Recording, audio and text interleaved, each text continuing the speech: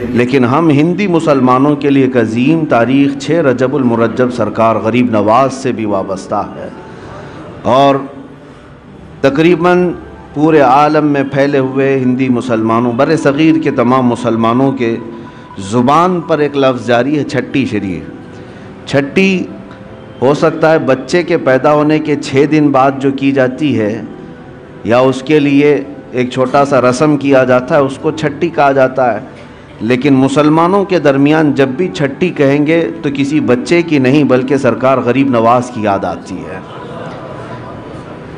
سرکار معین الدین حسن چشتی غریب نواز رضی اللہ تعالیٰ عنہ اللہ کی نعمتوں میں سے ایک نعمت ہے ہمارے لیے، اس ملک عزیز کے لیے اللہ تعالیٰ کی ایک رحمت کاملہ ہے، جن کے وجود مسعود سے، جن کے ورود مسعود سے اللہ تعالیٰ نے پورے ہند میں برکتیں پھیلائیں، اور آج تک 800 سال کے بعد بھی وہ برکتیں دیکھنے کو ملتی ہیں۔ سنجر ایک علاقہ ہے، ایک شہر کا نام، پرانے زمانے میں جو خراسان ہوا کرتا تھا وہاں کا ایک علاقہ سنجر تھا۔ اس شہر کی ایک خاصیت میں آپ کو بتاؤں، اس گاؤں کی، اس شہر میں ایک بھی بندہ ایسا نہیں تھا جو تہجد نہ پڑھتا ہو، ایک بھی ایسا نہیں تھا۔ ہر گھر والا، ہر گھر کا ہر فرد تہجد ضرور پڑھتا تھا۔ ایک دن ایسا آیا کہ صبح ہو گئی اچانک اور کوئی تہجد کے لیے نہیں اٹھا۔ یہ اتفاق کی بات نہیں ہے، اس میں بوڑھے بھی ہیں، جوان بھی ہیں، سارے لوگ ہیں، کوئی ایک بھی بندہ ایسا نہیں جس کی تہجد چھوٹتی ہو۔ تہجد کے لیے ان سب کا اہتمام ہوا کرتا تھا، پورے شہر کا، پورے گاؤں کا۔ لیکن ایک رات ایسی آئی کہ اجالا ہو گیا اور کوئی تہجد نہیں پڑا۔ جب لوگ اٹھ کر کے گھروں سے واپس آنے لگے، سب کو اپنا افسوس ہونے لگا، اتنا اجالا آ گیا ہے اور ہماری تہجد رہ گئی ہے، قضا ہو گئی۔ اب فجر کے وقت کا وہ منظر جو صبح صادق کا ہوتا ہے، سفیدی کا، یہ نظر آنے لگ گیا، تو سب ادھر ادھر سرگرداں تھے۔ اس میں ایک 90 سال کی عمر کے بزرگ تھے، ان کے پاس سب لوگ جمع ہوئے اور کہا کہ ماجرا کیا ہے، ایسا کیسے ہو سکتا ہے کہ کوئی ایک بھی بندہ نہ جاگا ہو تہجد کے لیے، برسوں سے ہماری تہجد قضا نہیں ہوتی۔ اس بزرگ نے سارے لوگوں کو جمع کیا، سنجر کی بات کر رہا ہوں، سنجر کی بات کر رہا ہوں، کہا کہ میاں یہ جو سفیدی تم دیکھ رہے ہو، یہ صبح سورج کے نکلنے والی سفیدی نہیں ہے، ابھی رات موجود ہے اور تہجد کا وقت بھی باقی ہے۔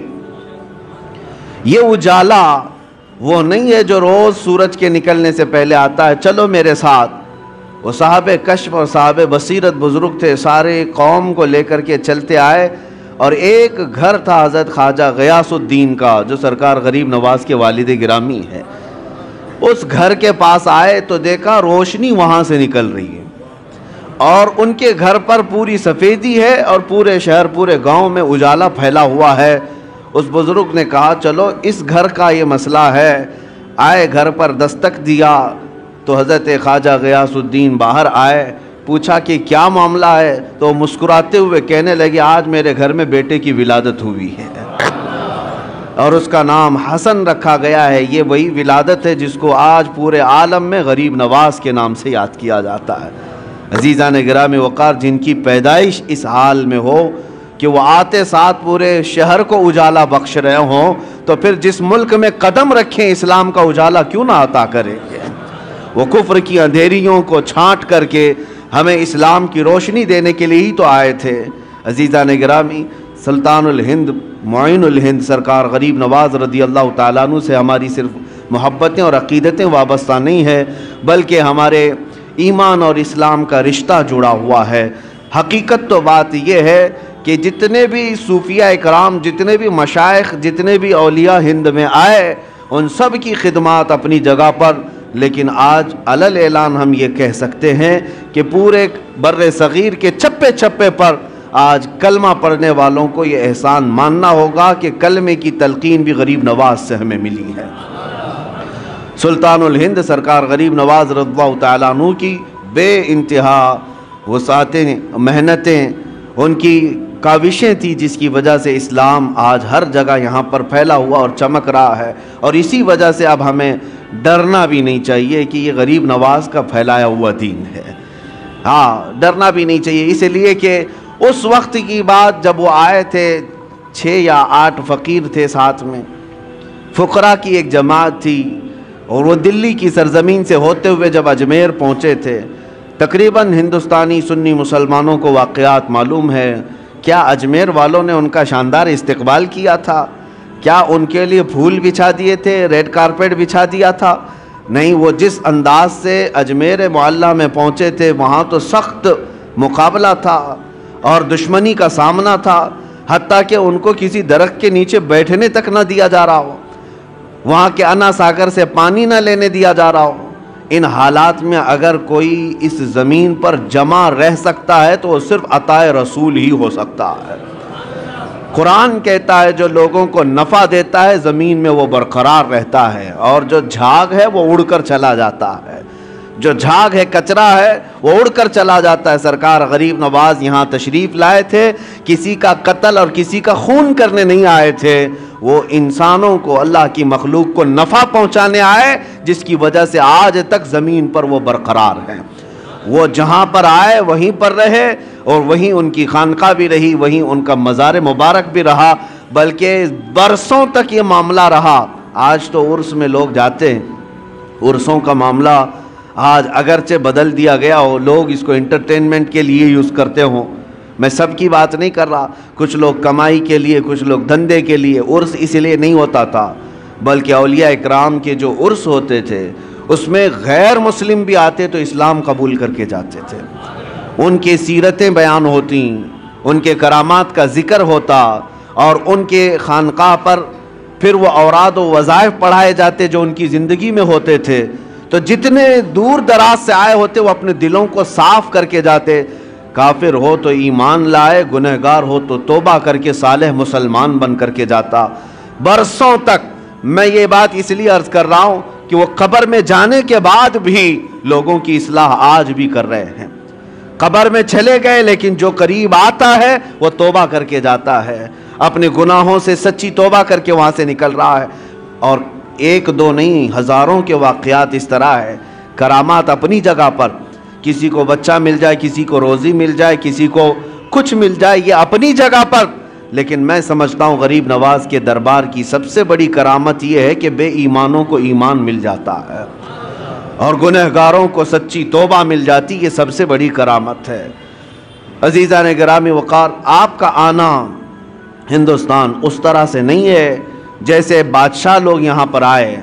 تیمور آیا، یا پھر علاء الدین خلجی کی بات ہے، احمد شاہ ابدالی کی بات ہے، جن کے ذکر سے لوگ آج پریشان بھی ہوتے ہیں. بہت سارے بادشاہ آئے. وہ زمانہ ہی ایسا تھا کہ جہاں جہاں بادشاہ لوگ اپنے فوج کو لے کر کے جاتے، علاقے کے علاقے فتح کرتے ہیں. اب وہ آج بیٹھ کر کے اس کو ظلم اور انصاف کی تاریخ میں رنگنا یا پھر اس کے لیے کمپیئر کرنا، یہ ایک الگ بیوقوفی کی بات ہے.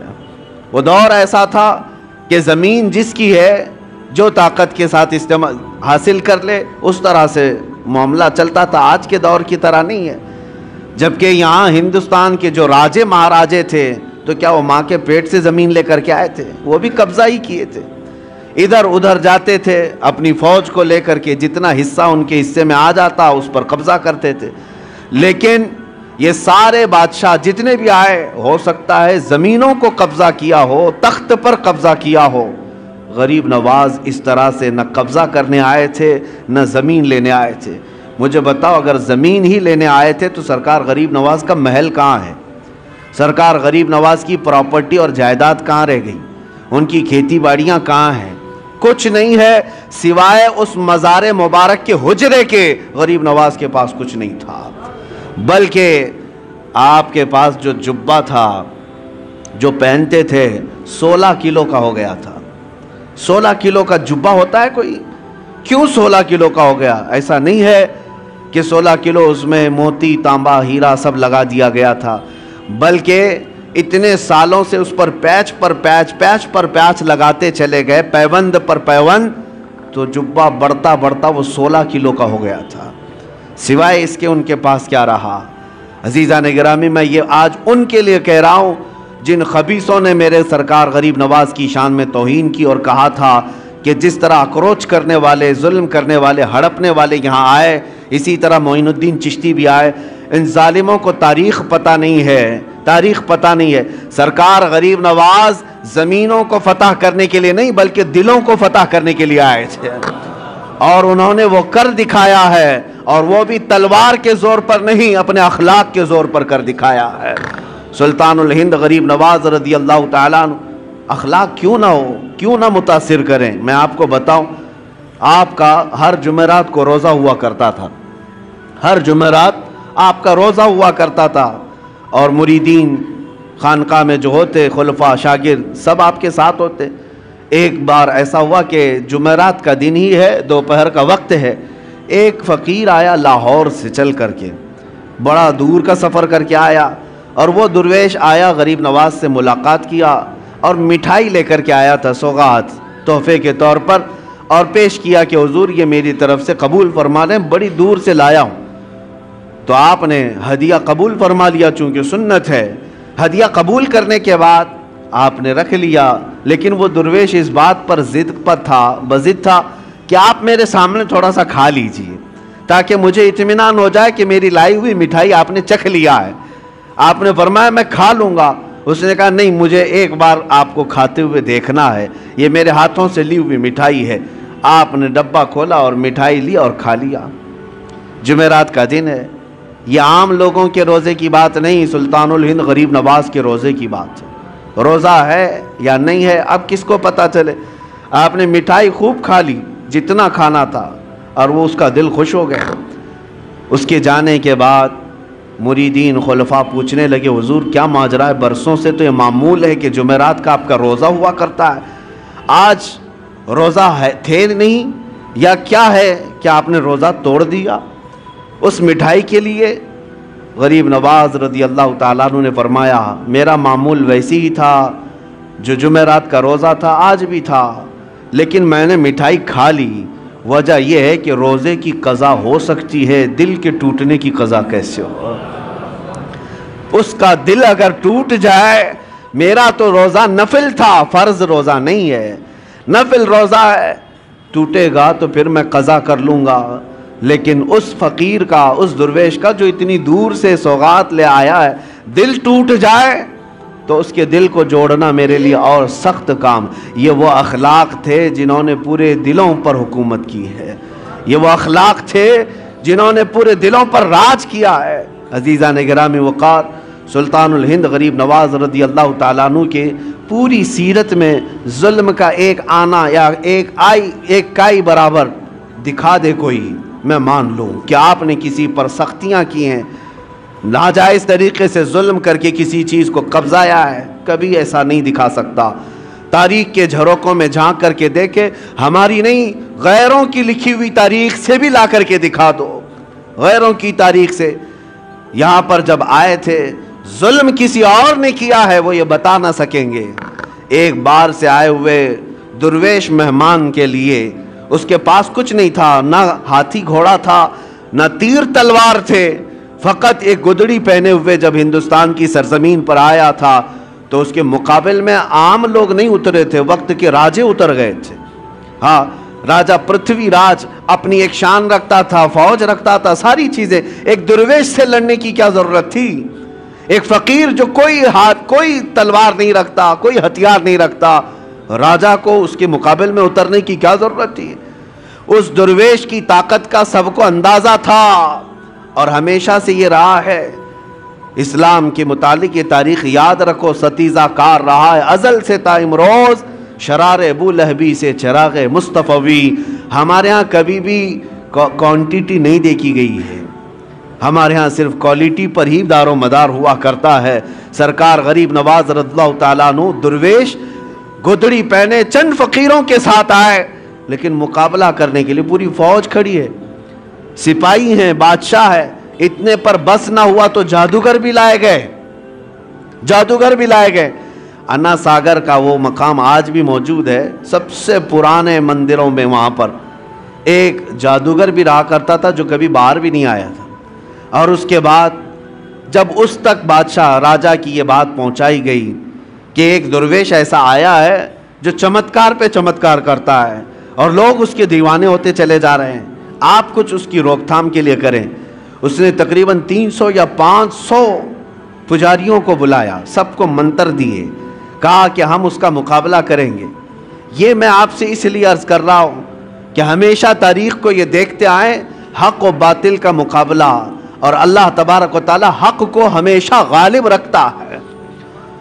ایک درویش کے مقابل کے لیے 300 یا 500 لوگوں کو منتر دیے گئے، پڑھائے گئے، ٹریننگ کی دی گئی، اور اس کے بعد اسی پہاڑی کے دامن میں آپ کو بلایا گیا۔ آپ کے آنے سے پہلے وہ سب لوگوں نے دیکھا نہیں تھا کون آنے والا ہے، عام مقابلوں کی طرح اس مقابلے کے لیے بھی تیار تھے، جادو ٹونے کے ذریعے سے آنے والا کون ہے کسی کو پتہ نہیں تھا۔ لیکن جب سلطان محمدی اسلامی چینل کو سپورٹ کیجیے۔